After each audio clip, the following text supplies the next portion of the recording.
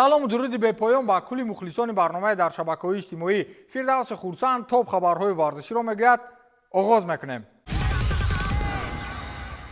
дар чемпионати ҷаҳонии шоҳумод ки дар Самарқанд мегузарад, Ян Кшиштоф Дудаи полшагӣ дар бозӣ бо шоҳумодбози рус Денис Хисматуллин аз салом додан даст кашид. ин дар шабакаҳои иҷтимоӣ миёни мухлисон сару садоҳои зиёдеро ба бор овард ва ҳатто кор то ҷое расид ки Федератсияи байналмилалии шоҳумод дар ин маврид ҳарф занад. Федератсияи байналмилалии шоҳумод алайҳи шоҳумодбоз Ян Кшиштоф Дуда барои радди дастфишорӣ таҳримот пешбинӣ намекунад. таҳримот фақат дар ҳолате мешавад ки агар рақиб инро аз комиссияи ахлоқ талаб намояд. тибқи иттилои Федератсияи байналмилалии шоҳумод дастфишорӣ ҳатмӣ ҳисобида намешавад ва рад кардани он ягон оқибат ё талафоти худкорро ба миён намеорад. дар ин ҳолат комиссияи ахлоқ ки як ниҳоди мустақил аст метавонад ин қазияро баррасӣ ва муҷозот ҷорӣ кунад. ин танҳо дар сурате рух медиҳад ки рақибе ки дасташро фишурдан нахостааст аз комиссияи ахлоқ дархост намояд. яъне фақат дар ҳамон ҳоле ҷазо пешбинӣ мешавад ки шоҳумодбози рус ба комиссияи ахлоқ шикояти расмӣ кунад, вале то ҳол шоҳумодбози рус чунин шикоятеро накардааст. иқтибос меорад телевизиони машҳури РБК аз посухи хадамоти матбуотии Федератсияи ҷаҳонии шоҳумод. ноиби президенти Федератсияи шоҳумоти Русия Сергей Смагин қайд кард ки амали Дуда метавонад ба ҳамкории Хисматуллин ва Сергей Карякин рабт дошта бошад ки онҳо замоне муноқишаҳои шахсӣ доштанд. ана оқибати ҳамроҳ шудани варзиш ба сиёсат. хабари хуш барои мухлисони дастаи Манчестер Сити ва мураббии соҳибном Пеп Гвардиола. футболбози асосии даста Эрлинг Ҳоланд ки таи муддатҳои зиёд бинобар сабаби осеб ба бозиҳои даста кӯмак кардан наметавонист, ҳаминак ба майдони тамринҳои бошгоҳӣ баргашт. ҳамлагари дастаи Манчестер Сити Эрлинг Ҳоланд пас аз ҷароҳат ба тамринҳои бошгоҳ баргашт. хабар медиҳад пойгоҳи хабарии Билд. футболбози 23-солаи норвегӣ рӯзи 6 декабр дар бозӣ бо Астон Вилла маҷрӯҳ шуда буд ва таи як моҳи пурра ба дастаи Гвардиола кӯмак кардан наметавонист. ҳоланд ҳамчунин дар мусобиқаи ҷоми ҷаҳонии бошгоҳҳо 2023 ки дар Арабистони Саудӣ доир шуду Манчестер Сити қаҳрамон гардид, дар ҳайати тим ба майдон набаромад. ҳамин тариқ ҳоланд эҳтимол метавонад дар бозии ҷоми Англия бо Хаддерсфилд ки 7 январ баргузор мешавад ширкат намояд. ин хабари хуш барои мухлисони Сити, хабари бад барои Килиан Мбаппе ва хабари беаҳамият барои Криштиану аст. барои Роналду муҳим то 31 декабр бозӣ накардани Ҳоланд буд ки ба мақсадаш расид.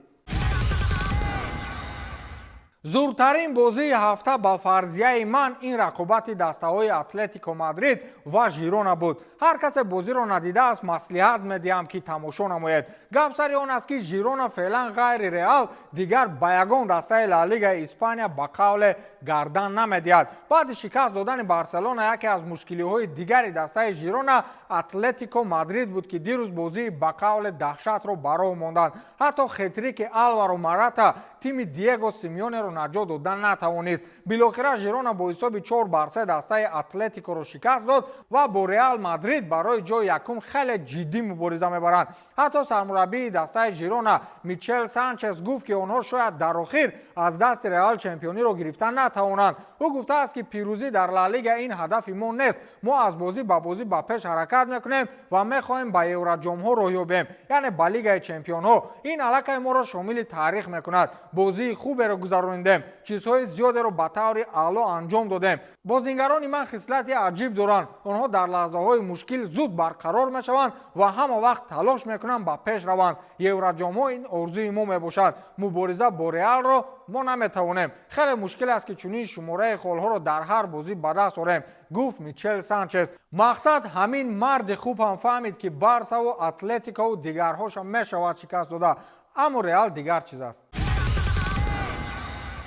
Александр Зинченко оҳиста оҳиста аз саҳнаи футбол дур мешавад ва агар хирагӣ карда дур нашавад, پس او را دور میکنند. گپ سر آن است که هنوز از موسم گذشته میکل آرتتا کم کم با دماغ سوخته در مورد او حرف میزد و از به قول قش و قواقش معلوم بود که از بازی‌های اوکراینی اونقدر قناعتمند نیست. اکنون امکانیت هست که با بهانه آسیب از این فوتبالباز خلاص شود. پورتال با نفوذ The Mirror خبر می‌دهد که دسته آرسنال شهر لندن می‌خواهد در موسم انتقال زمستانه یک حمایتگر چپ خریداری نماید. سبب این بازی نوآستوار اوکراینی الکساندر زینچنکو و همچنین جراحت او میباشد. زینچنکو تقریبا 8 هفته به دسته شهر لندن کمک کردن نمیتواند. با گفته منبع باشگاه شهر لندن امکانات اجاره کوتاه مدت را جستجو خواهد کرد تا قاعده های فرپلی مالیوی را نقض نکند. زینچنکو از موسم 2022-23 در هیئت دسته آرسنال بازی میکند.